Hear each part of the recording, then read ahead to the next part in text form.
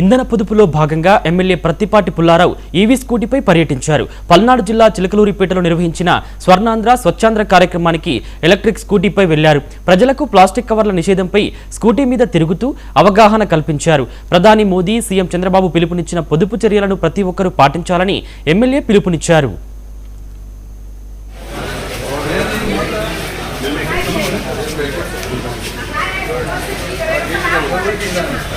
ఏదైతే పూర్తి చేయాలనేటువంటి దానిలో భాగంగానే మహానాడును కూడా వర్చువల్గా నిర్వహించాలని గౌరవ ముఖ్యమంత్రి గారు నిర్ణయం తీసుకున్నారు. దీని ద్వారా అందరికీ ఇప్పుడు హైబ్రిడ్ మోడల్లో సమాచారం ఏ విధంగానైతే ముఖ్యమంత్రి గారి సందేశాన్ని కానీ రాష్ట్ర పార్టీ ఆలోచనలు కానీ చేరవేయడం కూడా జరుగుతుంది. మనకు ఏదైతే ఇంధనం పొదుపు చేయాలనేటువంటి దానిలో భాగంగానే అనకాపల్లి జిల్లా మాడుగుల మండలంలో వంట గ్యాస్ వినియోగదారుల కష్టాలు వర్ణనాతీతంగా మారాయి.